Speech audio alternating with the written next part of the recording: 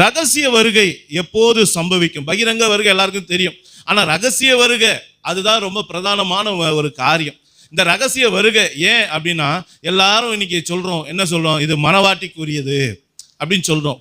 அப்போ அந்த மனவாட்டிக்குரிய அந்த ரகசிய வருகை, அது குறித்து நாம் ஆராய்ந்து பார்த்து அதற்கு நாம் தகுதிப்படுத்தி கொள்ள வேண்டும் என்பதற்காக கர்த்தர் நம்ம ரகசிய வருகை எப்போது சம்பவிக்கும் என்பதை நாம் தியானிக்கும்படியாக கர்த்தர் நமக்கு கிருபை செய்கிறார். மத்தேயு 24ஆம் அதிகாரம் 36ஆம் வசனத்தை வாசிங்க. அந்த நாளையும்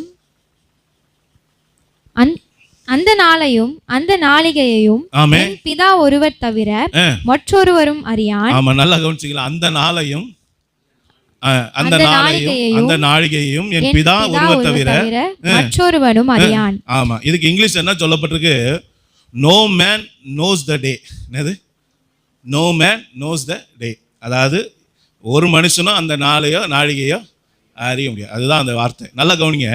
அநேக நேரங்களில் வருகை குறித்து பேசும்போது ரகசிய வருகை யாராலையுமே கண்டுபிடிக்க முடியாது பிரதர் சிஸ்டர் அப்படின்னு சொல்லி நமக்கு எதிர்த்து பேசக்கூடிய மக்கள் பயன்படுத்துகிற ஒரே வசனம் இதுதான். என்ன சொல்லுவாங்க? பிதாக்கு தான் தெரியும், ஏன் குமாரனுக்கு கூட தெரியாதுன்னு இதே வசனத்தை இன்னொரு இடத்துல சொல்லும்போது குமாரனும் அறியான் அப்படின்னு சொல்லப்பட்டிருக்கு. அதனால பிரதர் இது தப்பு பிரதர், ரகசிய வருகைலாம் என்னைக்கு எப்போ நடக்கலாம் யாராலையும் சொல்ல முடியாது அப்படின்னு சொல்லுவாங்க. ஆனால் ரகசிய வருகை எப்போதும் நடக்கும் அப்படின்றத நாம கண்டுபிடிச்சிக்க முடியும் அப்படின்றத வேத வசனம் சொல்லுகிறது. என்ன சொல்லுகிறது? வாசிப்போம், அந்த குழு வசனத்தை பாருங்க. மத்தேயு 16ஆம் அதிகாரம் 3ஆம் வசனத்தை வாசிங்க. மத்தேயு 16:3.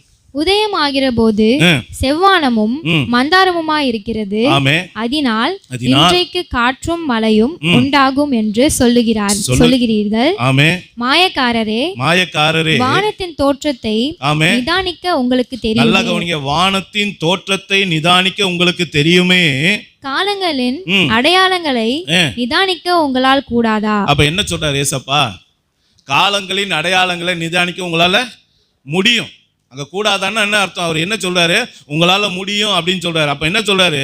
மேலே சொல்லுங்க, வானத்தின் தோற்றத்தை உங்களால் நிதானிக்க முடியும், காலங்களின் அடையாளங்களை வைத்து உங்களால் நிதானிக்க முடியும். இது என்ன காலம், இது எப்போ ஏசப்பாவோட வருகை வரும் அப்படின்றத நாம் ஓரளவுக்கு அறிந்து கொள்ள முடியும். துல்லியமாக இல்லைனாலும் ஒரு எச்சரிப்புக்குள்ள நாட்களை புரிந்து கொள்ளலாம் அப்படின்னு சொல்றாரு. அப்போ நல்லா புரிந்து கொள்ளுங்க அருமையான தேவனுடைய பிள்ளைகளே.